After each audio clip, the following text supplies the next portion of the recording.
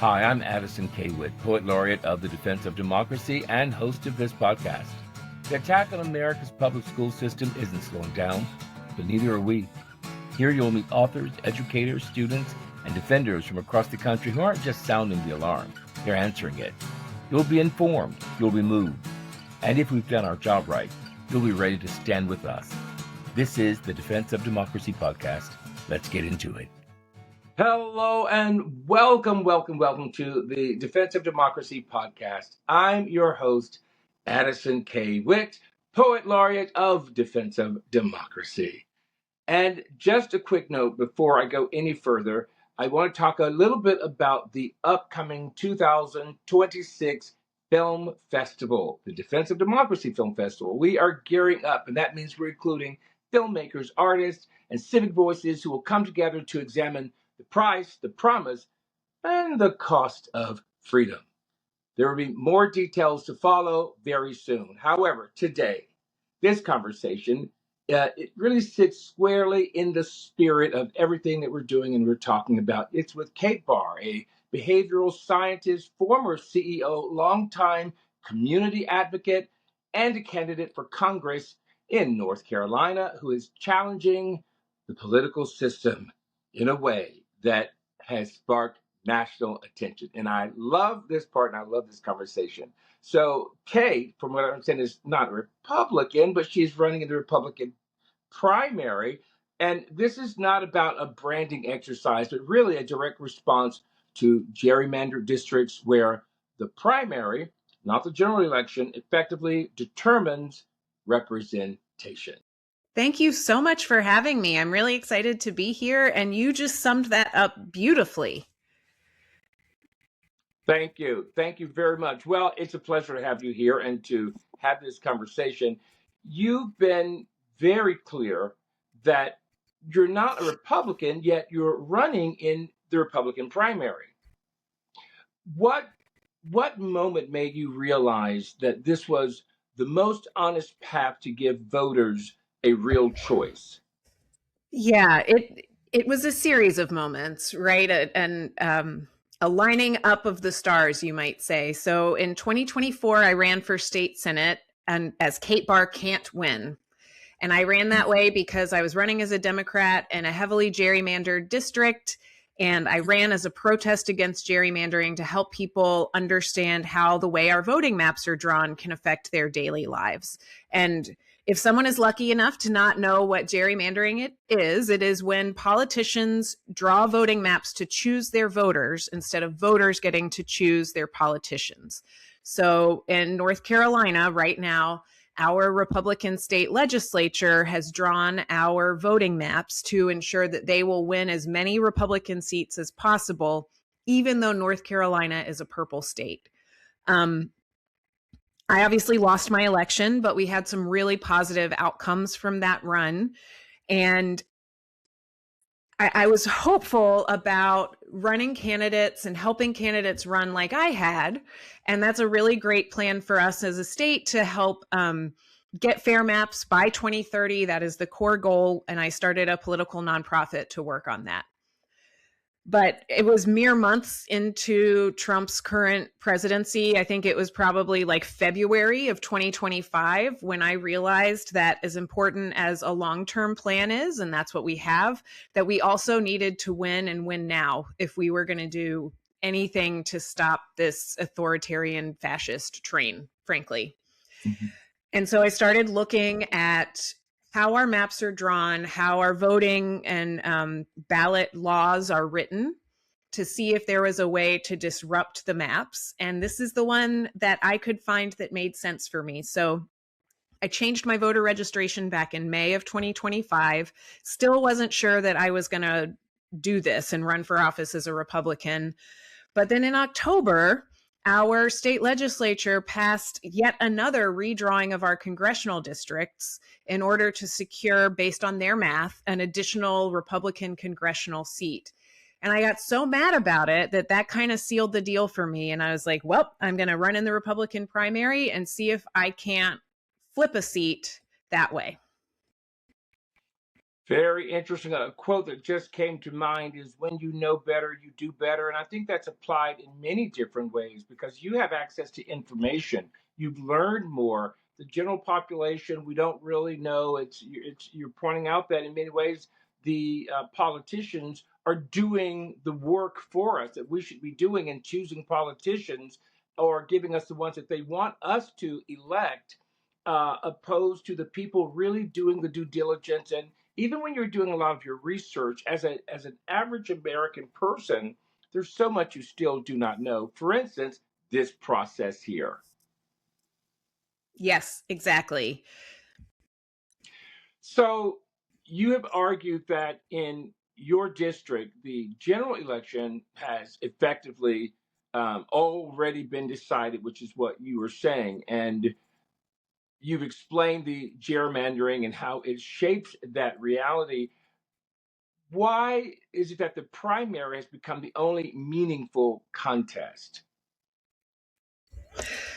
Yeah, so the incumbent in this district is a man named Tim Moore. He's a freshman congressman, but he has been in the North Carolina State House for a decade and was actually Speaker of the State House for several terms.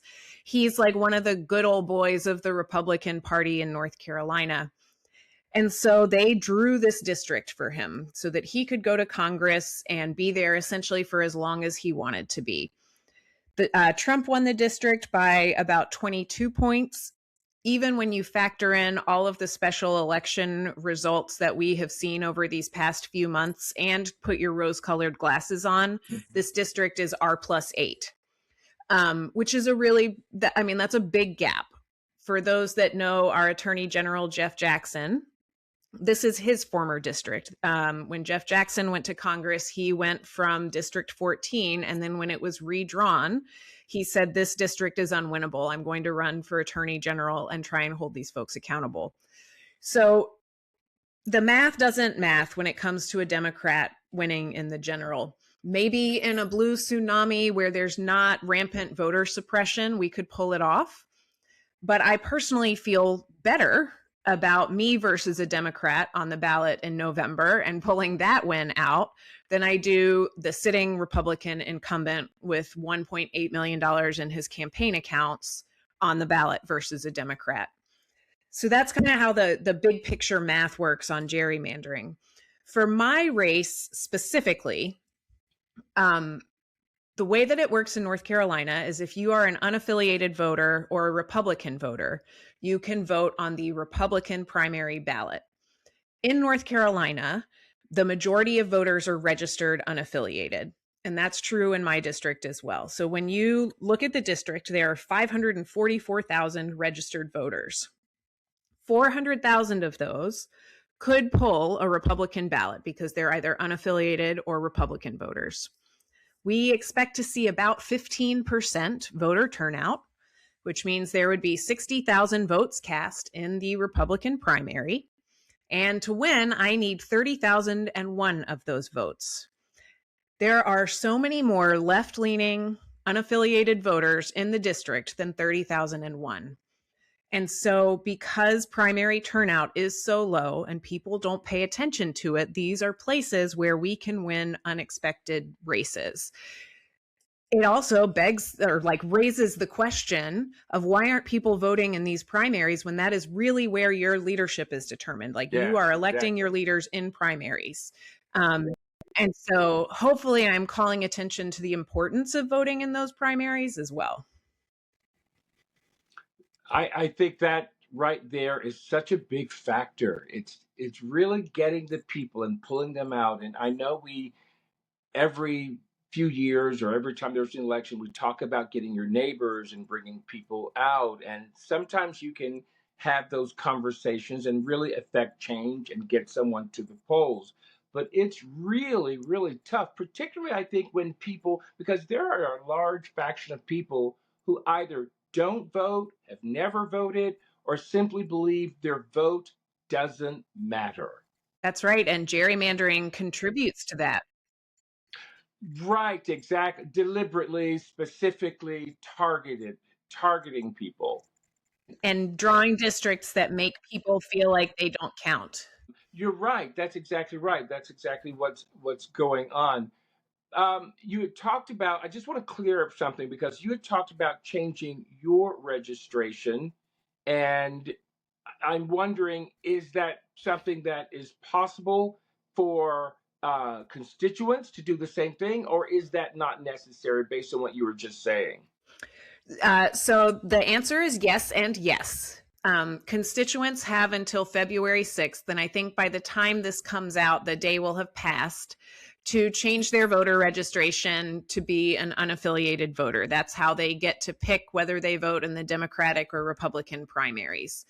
Um, but really, because of the way the district is drawn and because of how many unaffiliated voters there are in the district, it's not necessary for any Democrats to change their affiliation in order for me to win. Although I do invite them to volunteer or donate to the campaign to support, even if they choose to stay Democrats.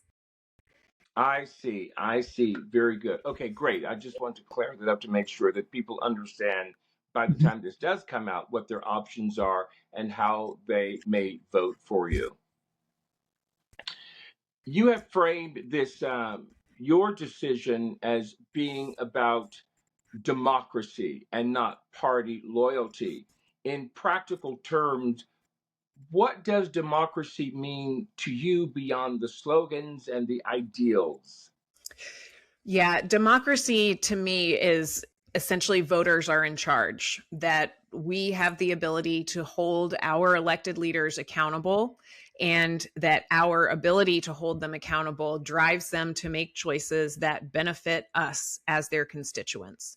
Um, that's, of course, not how it works today. Right now, we see a lot of our elected officials making choices to benefit their own pockets, which is the case for my Congressman, Tim Moore, or to benefit the donors or corporate special interests or whatever buzzword you want to put in there that's not just a regular constituent in their district.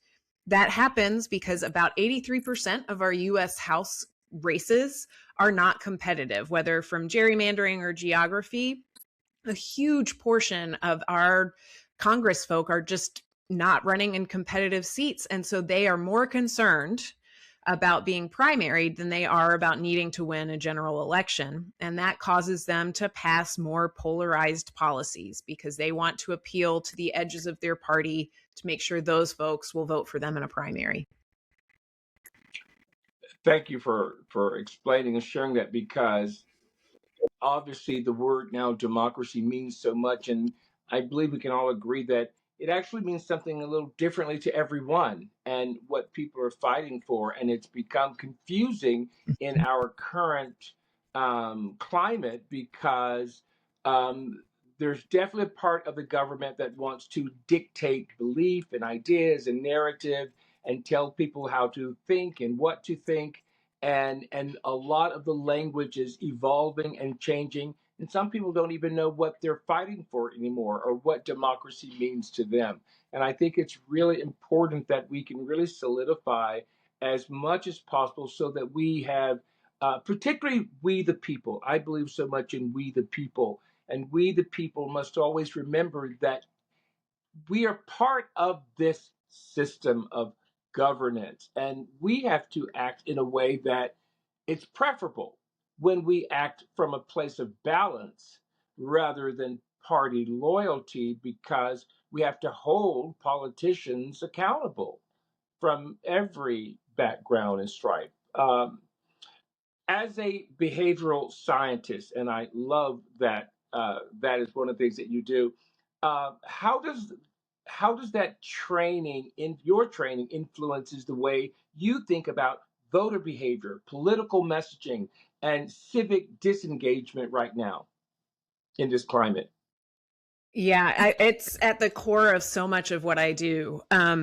First and foremost, I worked on persuasive communications. And so I think a lot about how to make messages that stand out and that will stick in people's brains, that are easy for folks to understand amid their busy lives, and that are meaningful. So that has a lot to do with relating the big picture government problems to how that affects someone in their very backyard, and telling them how we can make things better. The other thing that I'm seeing happen right now that is brain science or behavioral science related is there are a bunch of folks, maybe it's the middle 3% who sort of swing in presidential elections between each party, who are experiencing a crisis between their identity and their values. So if we flash back to COVID times, I'm sorry to do that to everybody, but flash back to COVID times, we were forced to go find community online because we could not find community in our geographic area. We couldn't leave our houses. It got difficult, right? And our online spaces were designed to be echo chambers and to put us in rooms and in, social media spots with people who think like us. And that's where a lot of folks found their community for a lot of years.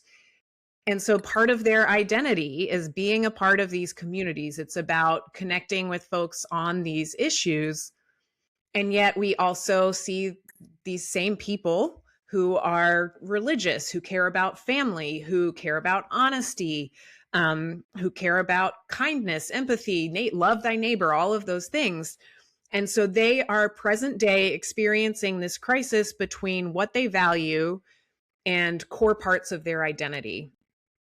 And so our system for dealing with that kind of a crisis, which can be very painful and can even feel like trauma to some folks, is to shut down, like put up our defensive wall, figure out how to explain away whatever is in conflict because it is so painful to have to reconcile those things. And so I hold on to that because it gives me some empathy for folks who may be struggling right now. I also think we are seeing a lot of people who are actually doing that reckoning, and we need to be prepared to, welcome them as they sort through all the things that have gone wrong. I think there's a really strong temptation to say, I told you so on the left right now. And it's like, when has I told you so ever gotten any good work done? And so you can let that anger sit beside you. You can let that frustration sit beside you.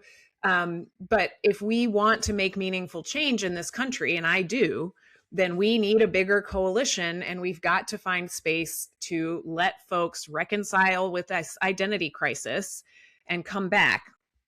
At the same time, one of the things I'm really interested to see from this campaign is what happens when we take that party label out of it. So if someone votes for me in this primary, they can continue saying, I have voted Republican my whole life. Does that change their behavior? Does that change their willingness to engage with a candidate who supports progressive policies? I don't know, but I'm really curious to see how it works out. So am I. And I think, wow, you said a lot of great things there that are super, super important. It's going to give me a lot to think. I'm thinking I want everyone to see this podcast, basically, because I thought that was such a great description. Yay. Yes, absolutely. You've been blunt in your criticism of current leadership, calling it corrupt and unaccountable. What specifically needs to change in how representatives either serve or they are held accountable by their constituents? I mean, honestly, so much, but a couple of core ideas. We need to have voting maps that are more competitive. And so that looks like federal fair map legislation. That is how we have more elected leaders that are at risk for being voted out if they don't serve their constituents. That's how we take the party power away and we put that power back in the hand of the voters. We also need to ban congressional stock trading. I can't believe we're still having to say those words out loud. But so many folks, and particularly Tim Moore, who I'm running against, use the information that they gain from being on these congressional committees to make beneficial stock trades. And it's basically insider trading. Nancy Pelosi is extremely guilty of this. This is not a party specific behavior. And we should be banning those stock trades. Like, Congress people should put their funds into a blind trust or just stop trading altogether. Those are two big steps in the right direction. Campaign finance reform in general, of course, is right there. and complicated, but the faster we get to be able to hold our elected officials accountable, the sooner we will get the campaign finance reform that people really want. And I think a lot of people really agree with you on all fronts. And people are really worn down by the political dishonesty and are wanting to see changes across the board that really represents the people of this country. Um, Many Americans feel, at the same time, many Americans feel politically homeless and caught between parties that do not fully represent them. Many people wish that there was a really strong third party that could truly disrupt the current system. What would you say to voters who feel boxed out of the political process entirely?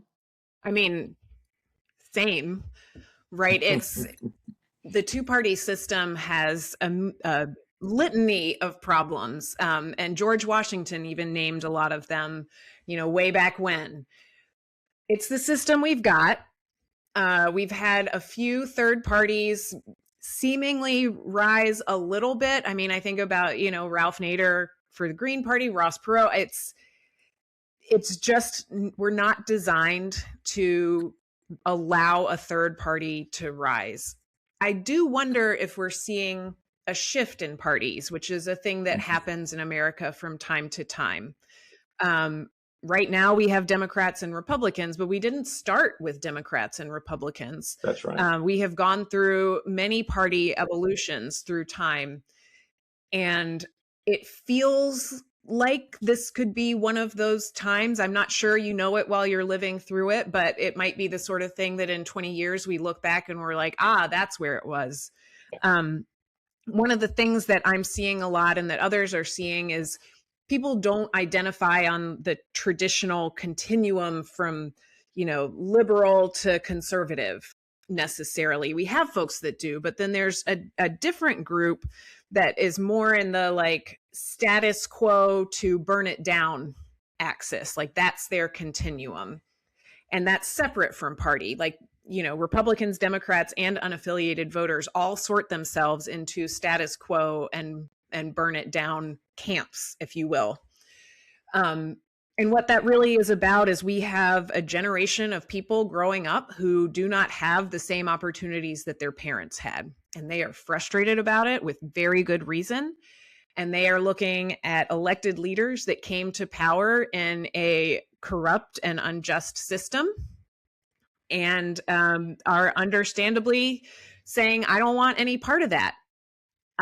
So I don't know where we're going to land on the party thing.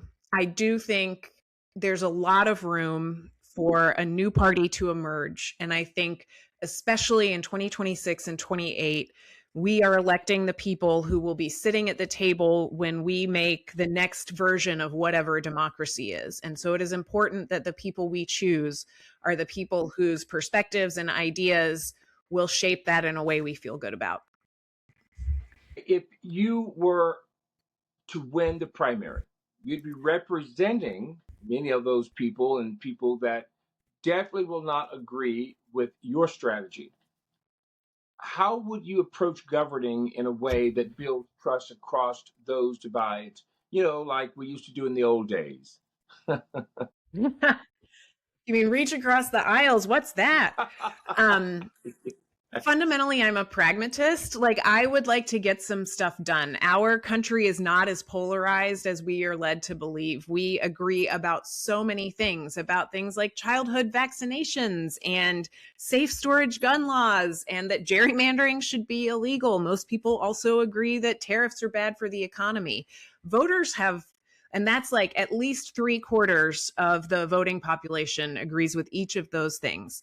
So I don't think this is so much about party as it is about representation and who sort of owns what gets passed. And that has a lot to do with where the money comes from. So what I see is, regardless of party, the people in my district and in districts across the country are hurting in their pocketbooks. We know that 60% of Americans can't afford a minimum quality of life. That's according to a CBS Evening News poll. That's the majority of folks.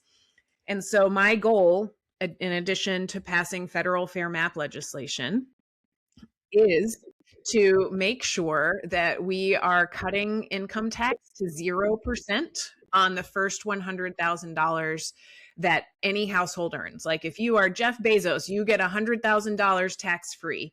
And then once you start making more than $1 million a year, you're going to be taxed pretty heavily on that earning. And we got to put money back in people's pockets. Bottom line. Lastly, what is it that you want to say and to the American people and to the constituents in your community? I believe in us. I think we are in a really tough time and it feels really bad. And I am holding on to the opportunity that comes on the other side of this. I'm holding on to the chance that we can actually work together in meaningful ways to build a democracy that works for everyone, or at least try to get closer to that. We've never had a democracy that served every citizen. And I think we should keep striving for that. I think as long as we keep voters at the center of the work that we're doing, we are going to come out okay. And as we move away from voters and towards profit and, bottom lines, I think that's where the danger comes in. I do this work not to win and go to Congress, but because I fundamentally believe that voters should be in power and they should have real choices. And so whether I win or lose on March 3rd, we've already won because voters will have had the opportunity to make a real choice about who they want to lead. Okay, well, wishing you the very best in your campaign. And I know that you're making an impact, and that's so important, the most important thing. And hopefully, we so need good people to get in there and fight this fight and help us sort of regulate our collective nervous system. Yes. And get it back on track because people are really suffering from just the abundance of disruption that has happened to our nation. And I think you're right. There are more people that are unified than we are led to believe. In talking with people during this podcast, for instance, there are remarkable things people are doing around the country. And it goes at least it's not making the headlines. You Yeah. see it in their communities, and you walk the streets of America. And for the most part, people are, I'm in Dallas, I'm in Los Angeles. There's a lot of peacefulness. There's a lot of collective reasoning and working together, more so than is publicly promoted. And we see the worst of human interactions across media, and it reinforces this false belief that we are so incredibly divided. Couldn't agree more. I'm so glad that you brought me on. Well, thank you very much, and all the best to you. And for those of you that are watching, please share, like, comment. We appreciate you being here. This is Kate Barr running for Congress in North Carolina. It's been a pleasure, and we will see you next time. Thank you. Okay, bye-bye. Defense of Democracy is the only national, nonpartisan, nonprofit organization dedicated to protecting our schools and libraries from attacks by anti-government extremist organizations like Moms for Liberty. We count on listeners like you to support our work. If you would like to make a tax-deductible donation to Defense of Democracy, please visit defenseofdemocracy.org and click support. 100% of your contribution helps our work, including the production of this podcast. If you are a business and would like to learn about corporate sponsorships of the podcast, which start at $250 per month, please contact info@defenseofdemocracy.org.